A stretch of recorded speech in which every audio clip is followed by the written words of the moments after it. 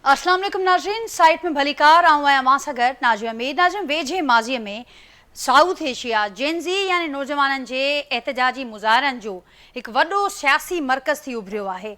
बांग्लादेश, श्रीलंका, नेपाल में नौजवाननि पारां जेके अवामी मुज़ाहिरा ऐं एहतजाज थिया, उन जे नतीजे में असां ॾिठोसीं सभिनी त हुकूमतूं बि असांखे नज़र आयो त उहो बि घर भेड़े थींदे नज़र आयूं।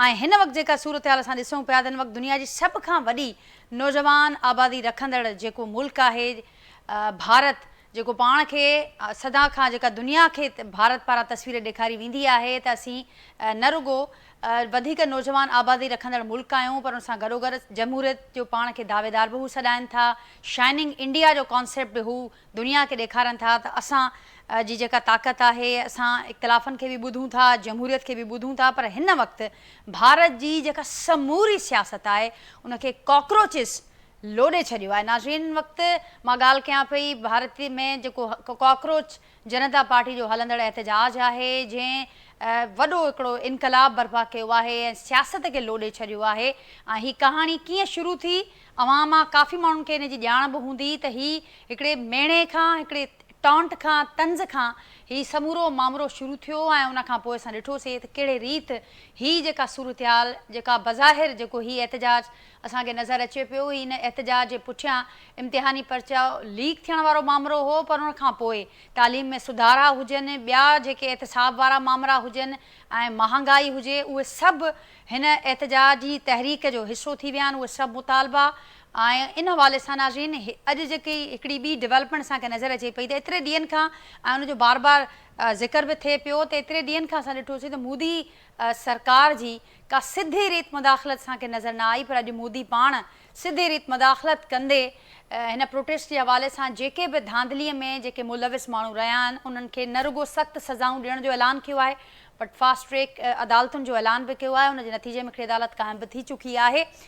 कुझु ॿिया बि मुतालबा हुया शागिर्दनि जा, जीअं मां तव्हांखे ॼाणायो त हीअ जेका जॾहिं तहरीक जो आगाज़ थियो त हिकिड़ो मुतालबो हो, पर उनखां पोइ जीअं जीअं हिन एहतजाज जो दाइरो वसी थींदो वियो तीअं तीअं असां ॾिठोसीं त जेके मुतालबा उन्हनि में बि तमामु घणी शिदत आई ऐं उहे बि जेके उन जा मुतालबा उन्हनि में असांखे वाद थींदे नज़र आई। हिकिड़ी ॿी बि डेवलपमेंट अॼु थी आहे नाज़रीन, सोनम वांगचुक जेको गुज़िरियल 26 ॾींहंनि खां बुख हड़ताल ते हो ऐं हिन शागिर्दनि जी सपोर्ट में बि हो, उन पिणु पंहिंजी बुख हड़ताल उनखां उहा ख़तमु थी आहे अॼु। ऐं उन डेवलपमेंट जे हवाले सां ॼाणायो पियो वञे त उहा कुझु शर्तुनि ते ख़तमु थी आहे बुख हड़ताल। उन में हिकिड़ो को बुनियादी शर्त आहे, उहो इहो आहे त जेके एहतजाज कंदड़ शागिर्द आहिनि उन्हनि ख़िलाफ़ु का कार्रवाई न कई वेंदी। जेके नाज़रीन सुसाइड कंदड़ जेके शागिर्द हुआ उन हवाले सां बि मुतालबो शामिलु कयो वियो हो त उन्हनि जे वारसनि खे 1 करोड़ रुपया जी रक़म ॾिनी वञे। अञा ताईं उहो जेको मुतालबो या उनखां पोइ जेको हिकिड़ो ॿियो मुख्य मुतालबो शागिर्दनि जो त जेको तालीम वारो वज़ीर आहे उहो पंहिंजे उहिदे तां इस्तीफ़ा ॾिए, अञा ताईं उन ॾस में का भराई कोन थी सघी आहे। ऐं फर्दर ॾिसूं त हीउ मामिलो केसि ताईं वधे थो। ऐं न रुगो दिल्ली, पर दिल्ली खां सवाइ असांखे भारत में ॿियनि हंधनि ते बि, ॿियनि जायुनि ते बि हिन एहतजाज जा वॾा गहरा असर नज़र आया। उन ई हवाले सां नाज़रीन वधीक गुफ़्तगू कंदासीं ऐं उनखां पोइ जेके कुझु ॿियूं इंटरनेशनल डेवलपमेंट्स असांखे नज़र अचनि पियूं उन्हनि खे बि प्रोग्राम जे आख़िर में असीं ज़रूरु डिस्कस कंदासीं। जेको पैनल मूंसां गॾु मौजूदु आहे एक्सपर्ट्स जो, उनजो तारुफ़ असां कराईंदासीं। अॼोके पैनल में गुफ़्तगू जे लाइ मूंखे जॉइन कयो आहे नाज़रीन सीनियर डिप्लोमेट्स आहिनि GR बलोच साहब ऐं हसन हबीब साहब, मूंसां गॾु वीडियो लिंक ज़रिए प्रोग्राम जो हिसो आहिनि। कुझु देरि खां पोइ सीनियर सहाफ़ी तज़िया निगार डेली सिंधियार जा एडिटर आहिनि एजाज़ महर साहब, उहे मूंखे पिणु जॉइन कंदा। मां सभिनी खे भलीकार, मुंहिंजी महिरबानी। मां गुफ़्तगू जे लाइ वक़्तु न GR साहब, गुफ़्तगू जो आगाज़ अव्हां खां कयां थी। It is started with a taunt with a joke, पर कंहिंखे बि इहा ॼाण न हुई, कंहिं एतिरो सोचियो ई कोन हो त हीअ जेको हिकिड़े मेणे खां शुरू थियल जेको मामिलो हो हीअ छा को हेॾो वॾे इनकलाब जेको रूप वठी सघे थो, सियासत खे लोॾे सघे थो। ऐं असां ॾिठो आहे, मूं ज़िक्र बि कयो पंहिंजे इंट्रो में, त एतिरे वक़्त खां मोदी सरकार पाण बि चवंदी रही, असां सभिनी ॾिठोसीं बि त नाक़ाबिले शिकस्त हुआ आहिनि, पर उन्हनि खे हिन वक़्तु जेका जंहिं ऑपोज़िशन खे मुंहुं ॾियणो पइजी रहियो आहे उहा ऑपोज़िशन ताक़तवर बि आहे, भरपूर बि आहे, जदीद बि आहे। कीअं ॾिसो पिया हिन समूरे माहौल खे जीअं इहे शुरू थियो ऐं जहिड़े रीति ही इनकलाब जो रूप वठी चुको आहे मामिलो समूरो। महिरबानी नाजिया मैम, मां हिन खे थोरो as a student of political dynamics and popular agitation जो ऐं जेको फैशिस्ट एंड पॉपुलिस्ट लीडर जी जेका डिस्पेंसेशन आहे ऐं उन्हनि जा मेथड ऑफ कंट्रोल मां उन ई पर्सपेक्टिव खां पोइ ॾिसां त छा थो थिए त जेके पॉपुलिस्ट या जेके ऐं पोइ they turn into authoritarian invariably तारीख़ तव्हां पढ़ी वठो हिटलर खां वठी मोदी ताईं ऐं मोदी खां वठी प्यूटिन ताईं तव्हां ऐं हीअं तव्हां यूएस में ट्रम्प खे ॾिसो त जेके पॉपुलिस्ट लीडर आहिनि they end up becoming authoritarian one man rule ऐं छा थो थिए त पोइ डिसेंट या उनजी मुखालिफ़त बज़ात ख़ुदि बग़ावत जो नालो वठी थी वञे वो चाहे जायज़ हुजनि मुतालबा या नाजायज़ मुतालबा हुजनि छाकाणि जो पॉपुलिस्ट डिस्पेंसेशन में डिसेंट जी या इख़्तिलाफ़ राय जी का गुंजाइश कान्हे का उन में हिकिड़ी अनकंडीशनल ओबीडियंस जी ज़रूरत हूंदी आहे। असां वटि बि हिकिड़ो अहिड़ो दौरु आयो पाकिस्तान में जंहिंमें तव्हां हिकिड़े शख़्स जे ख़िलाफ़ या उनजी पार्टी जे ख़िलाफ़ यू कुड नॉट स्पीक ऐं उहे जेके उन्हनि जा हुआ छाड़ता they were trained not to allow anybody else to speak if they were sitting on a forum. I did come across, unfortunately, not many times, but sometimes. त इहो हिकिड़ो जो ख़ासो आहे त हू कॾहिं बि तव्हांखे न ॻाल्हाइणु लॻंदा आहिनि ऐं आम माण्हुनि खे हू या त पंहिंजे मतिलबु हिकिड़ो सोशल सैक्शन जो विक्टिम बनाईंदा आहिनि त जेकॾहिं को ॻाल्हाए थो त it is against morality against the social norms so उते डिसेंड नथो थिए त इहा हिकिड़ी ॾाढी हिकिड़ी इंट्रस्टिंग हुई त कीअं हिकिड़ो अहिड़ो फिनोमिनन जेको which became a dissent a symbol of dissent ऐं जेको चवंदा आहिनि न हिस्टोरिकली त किंग इज़ नेकेड एग्ज़ैक्टली इहो ई साबित थियो त no mister Modi nothing you are wrong entirely wrong everything is not good in India you have high unemployment rate you have poverty तुंहिंजी जेका कारोबार जो मसइलो आहे उहो घटि आहे तव्हांजी सभ खां वॾी ॻाल्हि इंडिया जी जेका आहे सा हिकिड़ी पोलराइज़ेशन आहे फ्रेगमेंटेशन आहे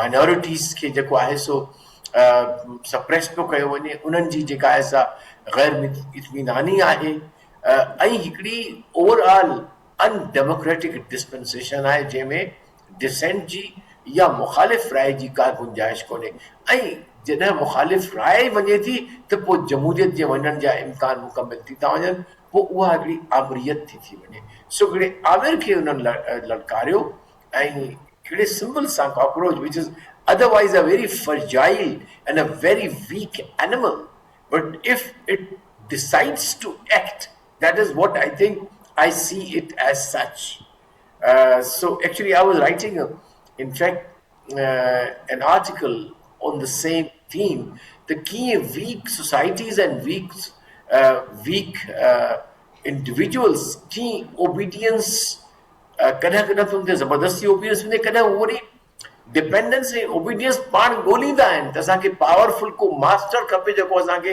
इन मुआशरे में एज़ ए इंडिविजुअल और एज़ अ सोसाइटी और इवन एज़ अ स्टेट हलाए सघे ऐं असांखे सिक्योरिटी ॾेई सघे लेकिन जॾहिं इन शहर मां आमरियत जी इन शहर मां निकिरनि था अवाम त पोइ तव्हांखे अहिड़ा कॉकरोच जहिड़ा जेके से मूवमेंट्स नज़र अचनि थियूं या तव्हांखे ॿिया दुनिया में जेके बि इनकलाब आया आहिनि फ्रेंच रेवोल्यूशन आहे या ॿिया जेके बि आया आहिनि उहो बाद में they ended up into distortions but that is how it is बोलो साहब मुंहिंजी ॻाल्हि खे अॻियां वधाईंदे जीअं मां चयो त जॾहिं इख़्तिलाफ़ राय जा जेके रस्ता बंदि कया वञनि था ऐं फ्रीडम ऑफ स्पीच जा जेके मामला असांखे नज़र अचनि था जॾहिं उन ते रुकावटूं अचनि थियूं त पोइ जेके वीक इंडिविजुअल्स चऊं वीक एलिमेंट्स चऊं वीक सेक्टर्स चऊं उहे असांखे जॾहिं गॾु था थियनि त पोइ उहो बिल्कुलु कंहिं बि वॾी शइ खे वॾी ताक़त खे लोॾण में कामयाब थी सघनि था उनजा मंज़र असां ॾिसूं पिया हसन हबीब साहब आप इस पर क्या कमेंट करेंगे सबसे पहले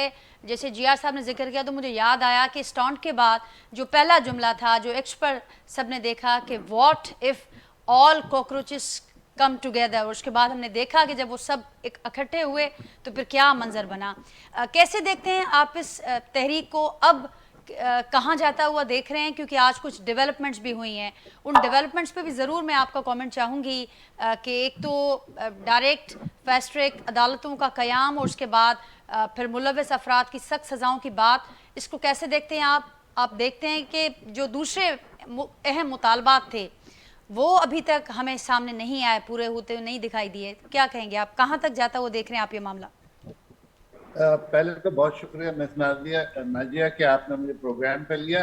देखिए, मैं इसको बड़ोस साहब ने बहुत क्लियरली हिस्टोरिक वो बयान किया, पर्सपेक्टिव। और मैंने एक मूवमेंट देखी है जो चाइना में स्टूडेंट्स की थी, जिसको 4 जून 1989 में खत्म हुई। उसने चाइना को इंटरनली एक्सटर्नली तब्दील कर दिया। गवर्नमेंट को भी चेंज होना पड़ा, स्टूडेंट्स को भी चेंज होना पड़ा, लेकिन वो थी पिछली जनरेशन। अब आप आइए जो नई, जिसे हम जेनजी कह रहे हैं, जेनजी की एक्सपेक्टेशंस जो हैं वो बहुत ज्यादा हैं। जेनजी चाहती है कि जो जो इश्यूज हैं उसके उनको फौरी अटेंड किया जाए। इंडिया में education was always a problem, खास तौर पे यूपी बोर्ड वगैरह की इतनी स्टोरीज हैं कि जिसका हिसाब नहीं। और इंडिया में जो लोगों की ख्वाहिशात हैं, खास तौर पे यंगर जनरेशन की, from merit, from competition, from jobs, वो काफी हद तक डिम हो रही थी इस करप्शन में और दूसरे मसाइल में। तो वो खड़े हो गए। और देखिए, सरप्राइजिंगली सिर्फ एक शहर में नहीं, उनको हर शहर में उनको सपोर्ट मिली। बल्कि मैं देख रहा था कि एक सिख ऑर्गेनाइजेशन थी, वो आ गई दिल्ली। उन्होंने कहा भाई आपको खाना, रहना, सिक्योरिटी जो चाहिए हम प्रोवाइड करेंगे। तो इन अ वे सारी सोसाइटी स्टूडेंट्स के साथ आके खड़ी हो गई, और उन्होंने आके इस मूवमेंट को उस पॉइंट पे पहुंचाया कि मोदी साहब को वादा करना पड़ा, वांगचुक को मना के उसकी हंगर स्ट्राइक जो डेथ वाली थी। अच्छा, इंडिया में मरण भरत का बड़ा पॉपुलर वो है, गांधी जी ने भी रखा था। तो इंडियंस के नजदीक ये भी एक टूल है जी। रेजिस्टेंस का। और ये पैसिफिक रेजिस्टेंस के मेरे ख्याल में मौजूदा एग्जाम्पल्स में बहुत अच्छा है। गवर्नमेंट ने बड़ी स्मार्टली बहुत ज्यादा फोर्स इस्तेमाल नहीं की, पुलिस थी, लेकिन वो जो बांग्लादेश में या श्रीलंका में अटेम्प्ट की गई थी वो नहीं की गई। और इंडिया ने ये रियलाइज किया। और अब आप देखेंगे इंडिया में मेजर चेंजेस आएंगी। अभी तो सिर्फ एजुकेशन पे फोकस था। जैसे बलोच साहब ने कहा कि इंडिया में जो ट्रेड है, जो पॉवर्टी है, वो भी सारे इश्यूज हैं, वो भी अब धीरे धीरे सर उठाएंगे। तो मोदी साहब के लिए अब वो जो सब अच्छा वाली और शाइनिंग इंडिया वाला था, वो अब ड्रीम खत्म हो गया। अब उनको हार्श रियलिटीज की तरफ आना है। रिलीजन का उन्होंने बहुत दिन फायदा उठा लिया, जमहूरियत का उन्होंने बहुत दिन ढोल बजा लिया, लेकिन अब नहीं चलेगा। अब उनको अपनी इन रियलिटीज को अटेंड करना है, जिनमें एजुकेशन है, जॉब्स हैं, बिजनेस है और अवाम की उमंगे। ठीक, आप समझ रहे हैं हसन हबीब साहब के बड़े मेजर चेंजेस इसके बाद। जैसे हमने दूसरे आपने ममालिक का भी जिक्र किया कि वहाँ पर भी इसी मिसालें मौजूद हैं। जी सब अवां कीअं ॾिसो पिया, कहिड़ा चेंजिस अवां खे नज़र अचनि पिया? ही मूवमेंट अॼु ख़त्म थिए, सुभाणे ख़त्म थिए, जेका हिन वक़्तु करंट तहरीक हलंदड़ आहे, पर इन जा असर अवां छा ॾिसो पिया भारत जे सिस्टम ते, सियासत ते? हिन वक़्तु जेके ॻाल्हियूं थियनि पियूं उहा छा चवंदो हुन ते? ॾिसो, हिन में मुंहिंजी असेसमेंट इहा हुई, किथे मूं लिखियो बि आहे त ही मूवमेंट ॾाढी हिकिड़ी फाउंडेशनल आहे, जो वट्स कॉल्ड बॉटम्स अप आहे। मतिलबु आम माण्हू खां शुरू थी आहे मथे वञे पई। लेकिन हमेशह ईअं थींदो आहे त अहिड़ियूं मूवमेंट्स अनफॉर्चुनेटली हाईजेक थी वेंदियूं आहिनि by western interest and establish political parties. जेको नज़र पियो अचे त हुन में प्रियंका बि नज़र आई, त राहुल बि नज़र आयो, ऑपोजिशन इन्वॉल्वमेंट बिल्कुल जी बिल्कुल, आम आवाम पार्टी जो भी नजर आयो। All of them they had gathered there के to make their mark and take the advantage of this agitation and in a way hijack the attention. भाई तव्हां पाण छो कोन करे सघिया आहियो? Why way were you sleeping when he announced withdrawal of 370, Madam Prinkia and Mr. Rahul and Mr. Aam Awam Party, they all conceded. एक पूरे के पूरे जे पूरे हिकिड़ो पूरो प्रोविंस आहे, हिकिड़ो प्रॉपर एंटिटी आहे कश्मीर जी, उहा हुननि खां खसी वई। they stole their entire entity as a people। उस पे आप सोते रहे, अब आपको याद आया है।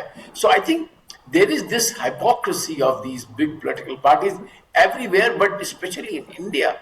सो that will probably not go away. अगर हाँ इहो ज़रूर आहे त जेकॾहिं इहा मूवमेंट वाकई वधी थी वञे, पाण हिकिड़ी वॾी पॉलिटिकल पार्टी थी, उनखे मैच ॾिए थी, ही ऐं आम आवाम पार्टी गॾिजी पॉसिबल आहे त जेके स्टेटस को ॿ पॉलिटिकल पार्टियूं या टे जेके चइजे RSS बीजेपी हिकिड़ी पॉलिटिकल पार्टी आहे प्लस कांग्रेस खे ई डिफीट करे एज ए थर्ड फोर्स और इमर्ज इंडिया में थियनि जंहिंजो तमामु मूंखे नज़र अचे पियो हिकु लिहाज़ सां आई थिंक मां हिकिड़ी ॻाल्हि मुंहिंजी इंस्टिंक्ट चवे थी त शायदि जमहूरियत जो मुस्तक़बिल इंडिया में बहितर आहे as compare to other South Asian ठीक उन ते बि ज़रूर गुफ्तगू कंदासीं ऐं मूंसां गॾु हसन हबीब साहब इहो बि ज़रूर ॿुधाइजो जो बात अभी JR साहब ने भी कही कि जो हाईजैक वाला जो एक एलिमेंट मौजूद है वो हमेशा से रहा है और इस वक्त भी उसकी कोशिशें और उसके मामला हम देख रहे हैं। आप क्या समझते हैं कि ये पार्टी आगे चलकर, ये मूवमेंट आगे चलकर इलेक्टोरल सिस्टम में एक्टिव होते हुए इसको आप देख रहे हैं, या आप समझते हैं कि ये इन्हीं सोशल मूवमेंट्स की हद तक महदूद रहेगी, या कोई ऐसा कोई इम्कान हो सकता है कि इसको कहीं से हाईजैक करने की कोई कोशिश कामयाब होती आपको नज़र आती है? हसन हबीब साहब।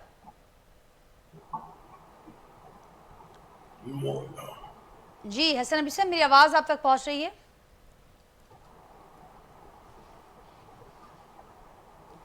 हसन हबीब साहब, मुझे आप सुन रहे हैं? मेरी आवाज़ आप तक पहुंच रही है? नाज़रीन, हसन हबीब साहब सां राब्तो मुनक़ते थी वियो आहे। कोशिशि कयूं था हसन हबीब साहब सां असांजो राब्तो बहाल थिए ऐं एजाज़ महर साहब सां बि असां राब्तो करण जी कोशिशि कयूं था। हसन साहब, मेरी आवाज़ अब आप तक पहुंच रही है? मुझे सुन रहे हैं आप? मेरी आवाज़ आप तक पहुंच रही है? आ रही अब आ रही है। जी हसन साहब, मैं ये जानना चाह रही थी कि आप भी ऐसा समझते सवाल हैं? रिपीट कर देंगी? जी, आप भी ऐसा समझते हैं जैसे JR साहब ने कहा कि ये इस किस्म की हाईजैक करने की, इस किस्म की मूवमेंट्स को कोशिश हमें हमेशा से नज़र आती है, तो आप भी समझते हैं कि ऐसी कोई सूरत हाल बन सकती है, या आप समझते हैं कि आगे चलकर ये जो मूवमेंट है ये किसी इलेक्टोरल सिस्टम में एक्टिव होते हुए आपको मजीद दिखाई दे रही है?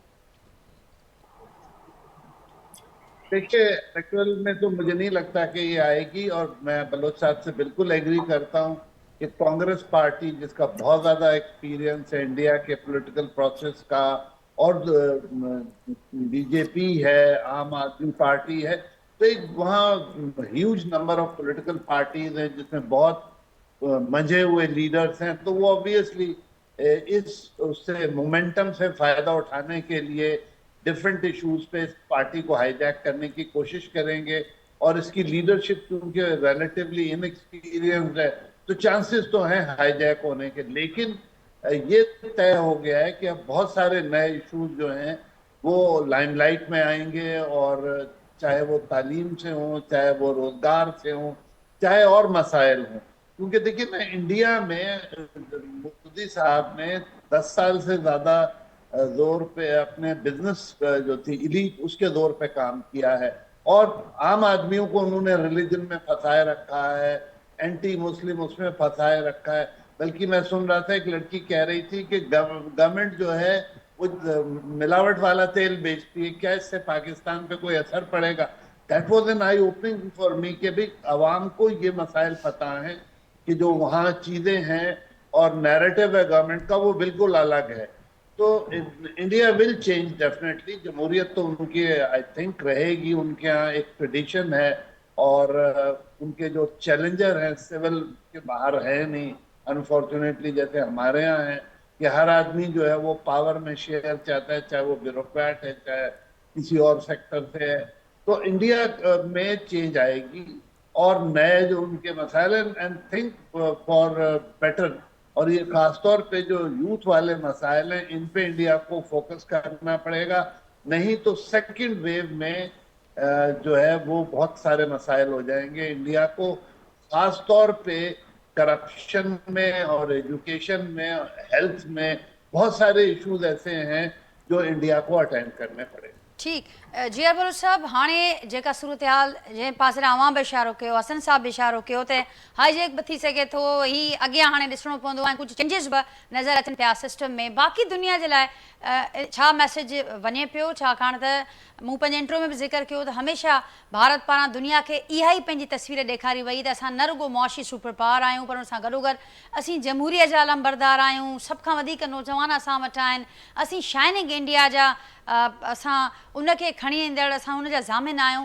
त हाणे जेका ही तस्वीर साम्हूं आई आहे भारत जी, पूरी दुनिया जे लाइ कहिड़ो पैगाम आहे? So I think we'll be very honest and realistic. Ji Propaganda point is yes, there's a huge disappointment to the world. और हकीकत भी आहे त वॾी हिकिड़ी जेका आहे सा डिसअपॉइंटमेंट आहे त जमहूरियत जे नाले ते हिकिड़ी तमामु वॾी आमरीत, शख़्सी आमरीत जेका आहे सा बरक़रार आहे, या जमहूरियत जे नाले ते हिकिड़ी रेसिस्ट हुकूमत हुते आहे इंडिया में, जमहूरियत जे नाले ते हिकिड़ी अपार्थाइड हुकूमत हिन वक़्तु आहे।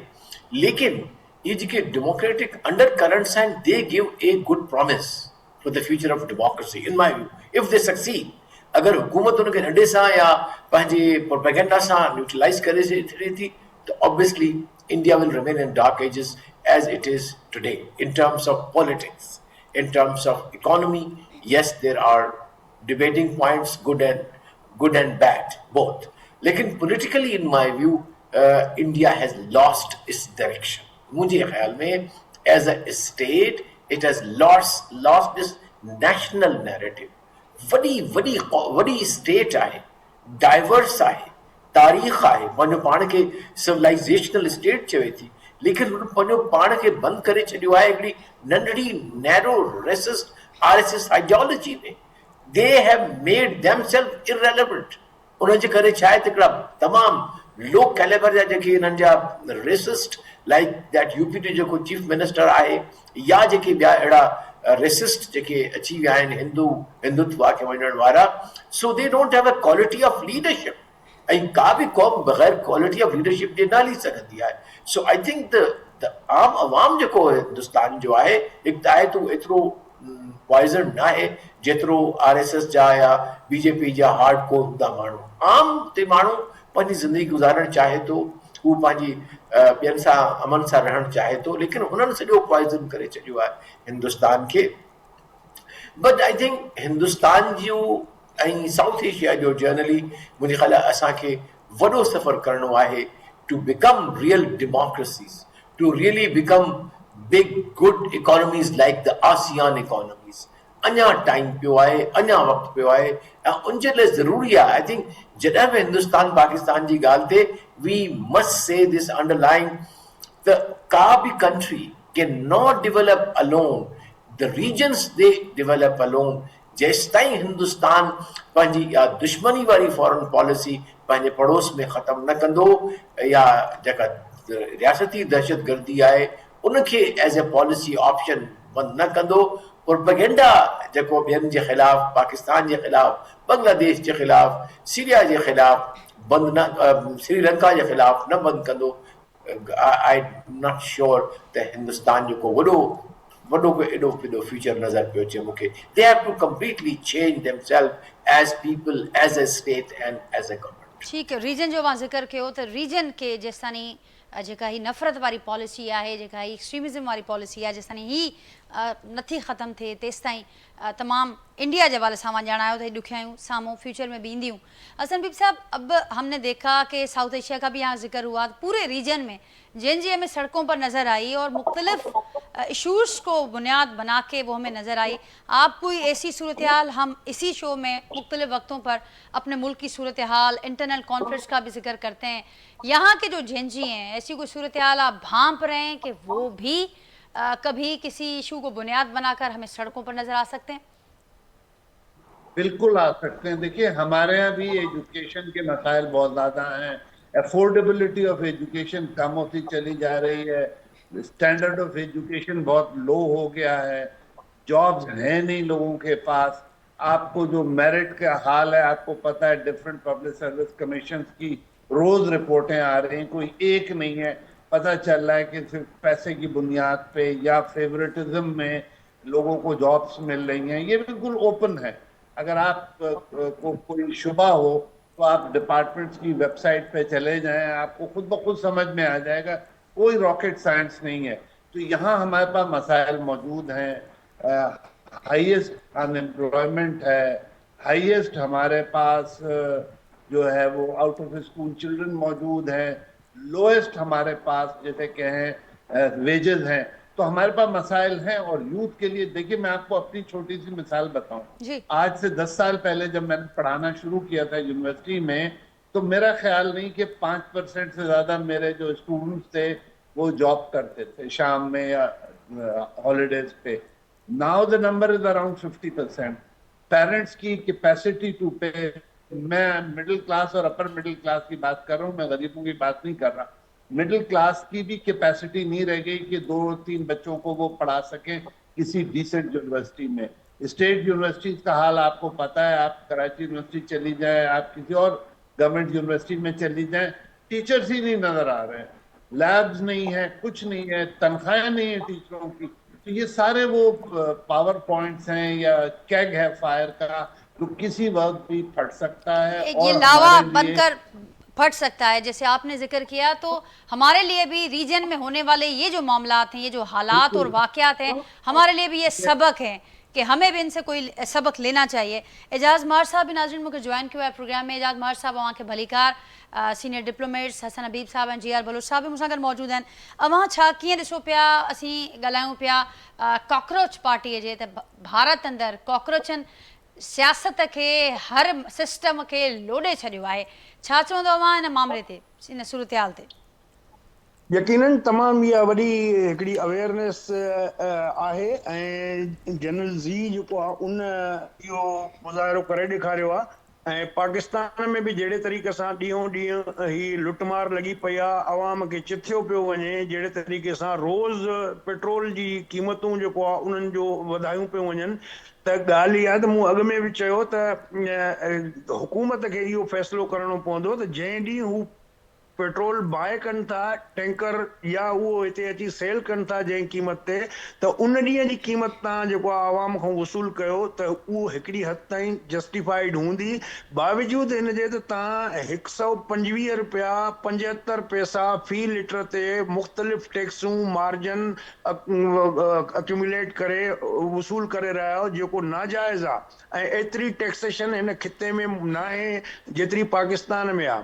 त उन सां गॾु वरी हाणे कैबिनेट मीटिंग जेको आहे उहो अप्रूव कयो आहे त सिलेक्टिव सर्विस ग्रुप आहिनि, जंहिंमें पुलिस ऐं पाकिस्तान एडमिनिस्ट्रेटिव सर्विस आहे, इन ॿिनि ग्रुपनि जे माण्हुनि स्पेशल खे अलाउंस, बिल्कुलु स्पेशल अलाउंस 1 अरब 80 करोड़ रुपया उन जे लाइ ग्रांट कई अथऊं कैबिनेट मीटिंग में। ही कहिड़ो तमाशो आहे? हिकिड़े पासे तव्हां मुल्क में जेको आहे अंधेर नगरी मची पई आहे, ग़रीब मिसकिन माण्हू जे जेको आहे तव्हां खीसा कतरींदा था वठो पिया, ऐं ॿिए पासे जेको आहे तव्हां हिकिड़े मख़सूस टोले खे ऐं तबिके खे तव्हां एतिरो मथे करे छॾियो आहे। हिकिड़ो असिस्टेंट कमिश्नर आहे 17 ग्रेड जो, उनखे तव्हां डबल केबिन गाॾी था ॾियो। ऐं हिकिड़ो 20 ग्रेड जो प्रोफेसर आहे जेको पढ़ाए थो सॼी ज़िंदगी, उहो वीचारो उहो मोटरसाइकिल नथो वठी सघे पियो। त ही कहिड़ो सिस्टम आहे हिन मुल्क में तव्हां जेको हलाईंदा था अचो पिया? हिकिड़े मख़सूस टोले ऐं तबिके ऐं सो कॉल्ड अशराफिया, मां चवंदा बदमाशिया खे जेको आहे ही प्रोमोट था कनि पिया। इहो कंहिं न कंहिं ॾींहुं लाओ ज़रूरु फाटंदो। ऐं हाणे पाकिस्तान में बि इहे शयूं थियनि पियूं। मुंहिंजी अॼोकी इतलाह जे मुताबिक़ हिते रावलपिंडी इस्लामाबाद में जेके प्राइवेट स्कूल आहिनि, बेकन हाउस ऐं इहे सिटी स्कूल आहे, ॿिया मुख़्तलिफ़ चेन्स जेके आहिनि, उन्हनि जा नौजवान पाण में कोऑर्डिनेट कनि पिया त इन ते प्रोटेस्ट कजे। कुझु ॾींहं बिल्कुलु पहिरियां बिल्कुलु हिते एजाज साहब, सीडीए वारनि बिल्कुलु एजाज साहब, कुझु ॾींहं सॼी पहिरियां सिंध में बि असां अहिड़ा इन मामले ते बि ऐं ॿियनि मामलनि ते बि मुज़ाहिरा ऐं धरणा ॾिसूं पिया। जी बिल्कुलु, पर उन्हनि सां तव्हां ॾिठो त हशर छा थियो? जी ॻाल्हि इहा आहे त जी हिकिड़ो 25 खां मथे मासूम ॿारड़ा गुम आहिनि, उन्हनि जे बाज़ियाबी जे लाइ हिकिड़ो पुरअमन एहतजाज था कनि माण्हू वेही, तव्हां उनखे बर्दाश्त नथा कयो। इहा कहिड़े क़िस्म जी जमहूरियत आहे? ही इन जमहूरियत न खपे असांखे, अहिड़े क़िस्म जी जमहूरियत जेका अवाम जा कपिड़ा लाहे ऐं उन्हनि खे ईअं रोडनि ते मारे ऐं कुटे वेही पुरअमन एहतजाजनि खे। ही त बदमाशी वारी जमहूरियत जो त हिनखे चोलो पारायो वियो आहे। ही जेको निज़ाम आहे, ही बदतरीन आमरियत खां बदतरीन आमरियत जहिड़ो ही निज़ाम आहे। ज़ियाउल हक़ जे ज़माने में ईअं कोन थियो, मुशर्रफ जे ज़माने में ईअं कोन थियो। जंहिं तरीक़े सां हिन वक़्तु जेको आहे ही सो कॉल्ड नाम निहाद जमहूरी हुकूमतूं जेके चवनि थियूं पाण खे, इहे सभु इस्टेब्लिशमेंट जा जेको आहे दलाल आहिनि ऐं उहे वेही जेको आहे उहो आवाम दुश्मन पॉलिसियूं ठाहिनि था, आवाम दुश्मन फ़ैसिला कनि था जेके क़तई तौर ते क़बूल न आहिनि कंहिं बि मुआशरे में। त इहो हिकु न हिकु ॾींहुं ज़रूरु इहो श्रीलंका जो ट्रेलर, नेपाल जो ट्रेलर ऐं इहो इंडिया वारो बांग्लादेश जो हिते पाकिस्तान में थींदो। थी सघे थो बिल्कुलु। ऐं जीअं मां ॼाणायो जेके हालतूं मां ॼाणायूं त माण्हुनि जो हाणे सबर बिल्कुलु ख़तम थी चुको आहे। जीअं सभु अवां छा चवंदो, अवाम जे लाइ बचत पॉलिसी अवाम खे मुसलसल इहे दर्स ॾिना वेंदा आहिनि हुकूमतुनि पारां त तव्हांखे बचत करणी आहे, कुर्बानी ॾियणी आहे, नाज़ुक वक़्तु आहे, हसास वक़्तु आहे। पर पंहिंजे लाइ जीअं एजाज़ साहब बि ज़िक्र कयो त 1.8 अरब यानी 1 अरब 80 करोड़ रुपयनि जो स्पेशल अलाउंस हिन वक़्त में। ॾिसो पाकिस्तान जी हुकूमत हाणे इहो कंसेंसस अची वियो आहे, जेके बि एनालिस्ट आहिनि, ऑनेस्ट जेके कमेंटेटर आहिनि, त ही टोटली इलीट कैप्चर जे हवाले आहे। इट मीन्स कंप्लीटली जेतिरा बि स्टेट जा रिसोर्सिस आहिनि जेके बि आहिनि, टोटल टैक्सेशन खां वठी, इंडस्ट्रियलाइजेशन खां वठी, एग्रीकल्चर खां वठी, scientific and police, whatever you say, is completely in legislation and judiciary जा जेके पावर आहिनि उन्हनि ते जेको इम्पैक्ट कनि था इंस्टीट्यूशंस, तमामु हिकिड़े ख़तरनाक इलीट कैप्चर जो शिकार आहे, जंहिंमें अवाम जी का गुंजाइश बि कोन्हे का।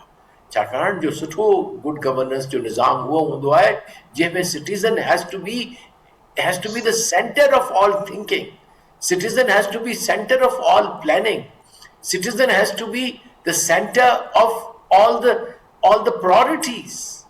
मतलब छा माण्हू चवे, हींअर मूंखे कंहिं दोस्त ॿुधायो पिए त हाणे DHA में हिकिड़े रोड ते पेमेंट बहितरीन लॻल आहिनि, पर ख़बर न आहे कंहिंखे एॾो को वॾो मिलियो आहे कॉन्ट्रैक्ट, त उन्हनि ठहियल ठुकियल पेमेंट जेके पेमेंट वारा आहिनि उन्हनि खे टोड़े वरी नया पिया लॻाइनि, दरख़्त लॻल आहिनि उन्हनि खे ख़तमु करे वरी ॿिया पिया दरख़्त लॻाइनि। भई तव्हां पहिरीं रोड त ठाहियो जेके टुटल फुटल आहिनि, शहरनि जा देहातनि जा, थोरो इन खां परे त वञो, निकिरी त वञो थोरो साइड खां, इन एयरपोर्ट रोड खां हिन तरफ़ त वञो, राइट वञो, लेफ्ट वञो, तव्हांखे मिली वेंदा, कोरंगी रोड खां थोरो अॻिते वञो तव्हांखे मिली वेंदा। So I think there is whole new direction is needed by the ruling elite, political ruling elite हुजे चाहे ब्यूरोक्रेटिक रूलिंग एलीट हुजे।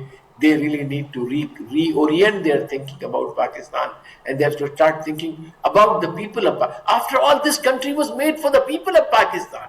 आम माण्हू लाइ ही मुल्क ठाहियो वियो, इन इलीट लाइ कोन ठाहियो वियो। Please for God sake they should realise that. ऐं कायदे आज़म पंहिंजी स्पीच में उन वक़्तु ई चयो त सभु वॾी मुसीबत मुंहिंजे लाइ करप्शन आहे ऐं तव्हां ब्यूरोक्रेट आहियो, तव्हां जेकॾहिं न हली सघियो सही तरह त हीअ असांजो ख़्वाब ई रहिजी वेंदो। बिल्कुलु जी साहब दुरुस्त पिया फरमायो। अॼु त हुकूमतूं हिक ॿिए खे करप्शन जा इल्ज़ाम ऐं ताना ॾियनि थियूं, पर अवाम जे लाइ केरु सोचींदो, उनजो जवाबु जॾहिं ये सवाल थियनि था त कंहिं वटि कोन्हे। हसन हबीब साहब, आपकी तरफ आऊँगी। कुछ और इंटरनेशनल डेवलपमेंट्स भी हम देख रहे हैं, ख़ास करके जो हमने देखा कि पाकिस्तान ने हुसियों को तंबीह दी और साथ साथ ये बड़ा वाज़ेह किया। ख़िते में हमने देखा कि अमेरिका सऊदी न्यूक्लियर डील और ये सारे मामला भी दिखाई दे रहे हैं। 10 अरब डॉलर का इस्तेकाम फंड की जो रिक्वेस्ट है वो भी हमारे सामने। इन डेवलपमेंट्स को आप कैसे देखते हैं, और ज़रूर इस पर भी रोशनी फरमाइएगा कि ये जो वार्निंग दी गई इसके बाद अब क्या देखते हैं कि ईरानी इत्तेहादियों की जानिब से अगर कोई कार्रवाई मज़ीद उसमें इजाफा हम देखते हैं तो फिर उसके असरात इन ताल्लुकात पर कैसे देखते हैं पाकिस्तान के हवाले से? अभी जो सूरत हाल बन रही है उसमें कहाँ खड़ा देखते हैं पाकिस्तान को आप? देखिए, यमन से हमारे कोई ताल्लुकात नहीं है, खास तौर पे रूसी हुकूमत के दौरान। जहाँ तक धमकी का सवाल है तो ये ऐसे ही जो प्रोफॉर्मा वो है कि भाई हमने अपना काम कर दिया। असल प्रॉब्लम है हमारी इकोनॉमी। गवर्नमेंट ये मान के नहीं दे रही है कि इकोनॉमी को मसाइल हैं।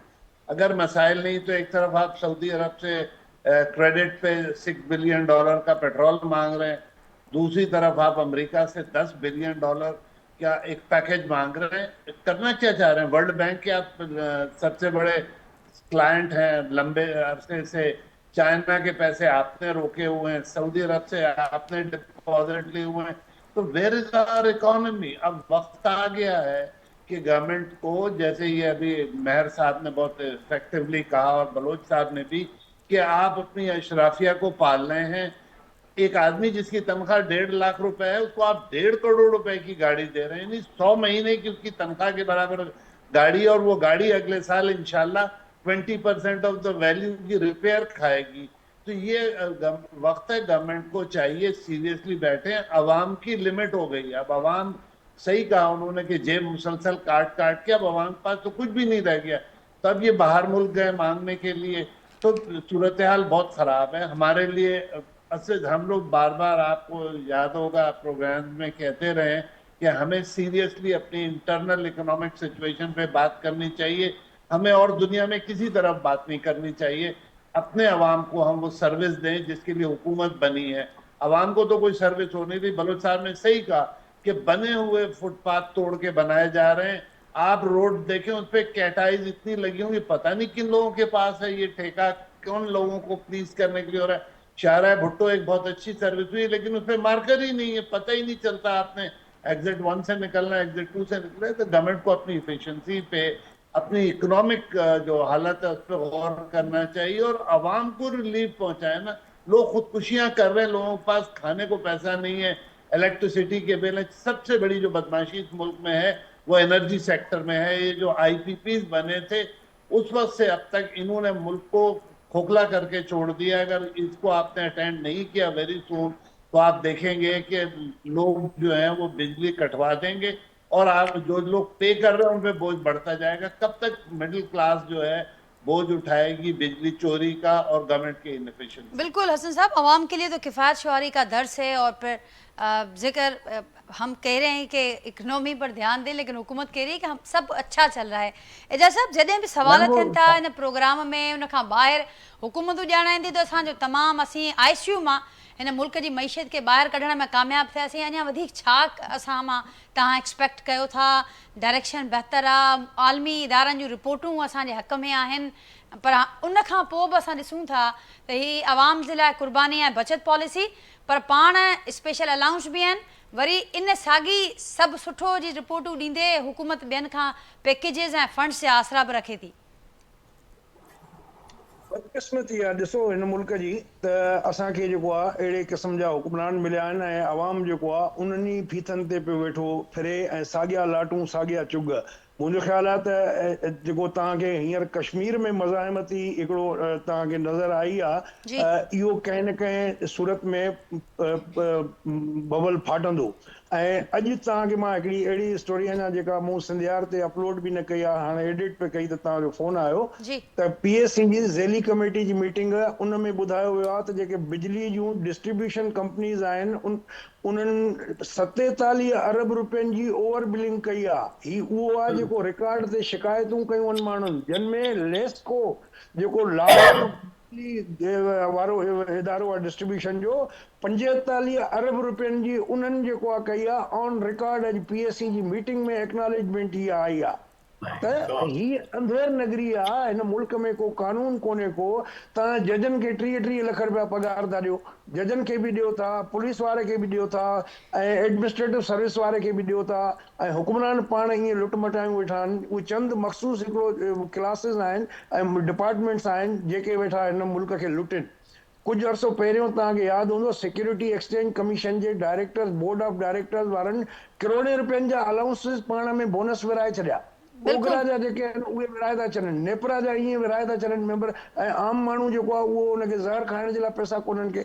त अजीब हिकिड़ो तमाशो आहे ही। मां सम्झां थो बदतरीन वर्स्ट तरीन गवर्नेंस जो मामिलो आहे ऐं इन खां वधीक बदतर जेको आहे उहो थी नथो सघे। ऐं जेकॾहिं हाणे बि आम माण्हुनि अखि न पटी ऐं पंहिंजे हक़नि जे लाइ ॿाहिरि न निकिता त मां सम्झां थो त इन खां वधीक अञा ॿियो को अहिड़ो तबाही जेको आहे हिन मुल्क में थी नथी सघे पई। कानून जी हुक्मरानी खे त छॾियो, हींअर जीअण जो हक़ खसियो वियो आहे। माना तव्हां हालत ॾिसो, सिंध में पाणी कोन्हे को। हिन दफ़े जंहिंमहिल ज़रूरत ई पाणीअ जी, असां वटि अप्रैल में आगाटो फसल थींदो आहे, उन महिल पाणी कोन्हे को। हाणे जेको आहे इंडिया बि पाणी छॾियो आहे चनाब में, उहा इंडिया जी पॉलिटिक्स पंहिंजी जाइ ते, पर जेको कमु इंडिया पाकिस्तान सां थो करे उहो साॻियो कमु पंजाब सिंध ऐं बलूचिस्तान सां थो करे। उहे त तव्हां इशूज़ हल कयो, वरी उहो उनखे बि छॾियो। तव्हां सिंध में अचूं था त जेके हुक्मरान तबिको आहे उहे अॻ में पंहिंजे ज़मीनुनि ऐं वाटरनि ते पाणी खणी था वञनि, त ग़रीब माण्हू काॾे वञे? तव्हां उन खां त जेको 2 टाइम जी मानी बि खसे तव्हां रखो। हींअर सिंध में अटे जो बोरान पियो हले ऐं ॾिसूं था त कणिक हज़ारनि टन कणिक जेको आहे चङी सिंध में कुआ खाई आहे। ही कहिड़ो तमाशो आहे, ही कहिड़ो अजीब हिकिड़ो गवर्नेंस जा तव्हां मिसाल क़ाइमु था कयो पिया। मुंहिंजो ख़्यालु आहे त हींअर जेको आहे बॉइलिंग पॉइंट ते असां तक़रीबन पहुची चुका आहियूं ऐं जेकॾहिं हुक्मराननि न कयो त पोइ हिन मुल्क में अला ई हाफ़िज़ आहे। जी यार साहब, फाइनल कॉमेंट अवां खां वठंदसि। ऐं सबक बि मौजूदु आहिनि, साउथ एशिया जो बि ज़िक्र थियो, दुनिया जे ॿियनि मुल्कनि में बि ज़िक्र थियो ऐं ख़ासि करे असां ज़िक्र कयोसीं त तमामु वॾा सबक मौजूदु आहिनि। पर वॾो जेको सबक आहे त मुल्क जूं जेके पंहिंजूं हालतूं आहिनि, जंहिंजो ज़िक्र तव्हां कयो, हसन साहब कयो, एजाज़ साहब कयो, त हुक्मराननि हाणे बि अखि न पटी त हीअ बॉइलिंग पॉइंट ते असीं बिल्कुलु पहुची चुका आहियूं। ॾिसो, मुल्कनि जी सोवरेनिटी इकोनॉमिक सॉवरेनिटी सां ॻंढियल हूंदी आहे। जेकर तव्हां मईशत तव्हांजी डिपेंडेंट आहे, बीमार आहे, माण्हू ग़रीब आहिनि, पोइ तव्हांजी का बि डिप्लोमेटिक सॉवरेनिटी कान थी रहे, पॉलिटिकल सॉवरेनिटी नथी रहे। ऐं हीअ जेको तव्हां गाना ॿुधो था ॿाहिरि हीअं कामयाबी जा, उहे सिर्फ़ु टेम्पररी म्यूज़िक आहे, उन्हनि में कंटेंट कोन्हे। जेकॾहिं तव्हां चाहियो था त इहा डिप्लोमेटिक कामयाबियूं कंहिं टेंजिबल में अचनि त पंहिंजी इकोनॉमी खे ठीकु कयो, जेका सस्टेनेबल आहे, जेका तव्हांखे वाक़ई इज़त ॾींदी एज़ अ कौम। ऐं कौम जी जेका असल वक़ार आहे उहो तव्हांजी इकोनॉमिक सस्टेनेबिलिटी, सोशल कोहेजन ऐं पॉलिटिकल कंसेंसस सां ठहे थो। ऐं उन तरफ़ असांखे क़दम वधाइणु घुरिजे। जेकॾहिं असांखे एज़ अ रिस्पेक्टेबल, इंशाअल्लाह रहंदी पाकिस्तान रहंदो रिस्पेक्टेबल, लेकिन रूलिंग एलीट खे पंहिंजी थिंकिंग सोचणी पवंदी, तब्दील करणी पवंदी, पंहिंजी सोच तब्दील करणी पवंदी। ऐं जेकॾहिं सोच तब्दील न कयूं त यकीनी तरह सां तारीख़ जी इहा डिक्टेशन आहे त हू अवाम पाण उन्हनि खे तब्दील कंदो आहे। त शायदि उहो वक़्तु अची वियो आहे। जी यार साहब, वरी महिरबानी मुंहिंजी हसन हबीब साहब, जाज़मार साहब, मुंहिंजी वरी महिरबानी नाज़रीन। प्रोग्राम में एक्सपर्ट्स जी गुफ्तगू ॿुधी मौजूदा सूरत हाल ते उन वारे सां पंहिंजे फीडबैक खां असांखे आगाह कजो। वरी सुभाणे मां सां मुलाक़ात थींदी। तेसिताईं ॾींदा इजाज़त। अल्लाह हाफ़िज़।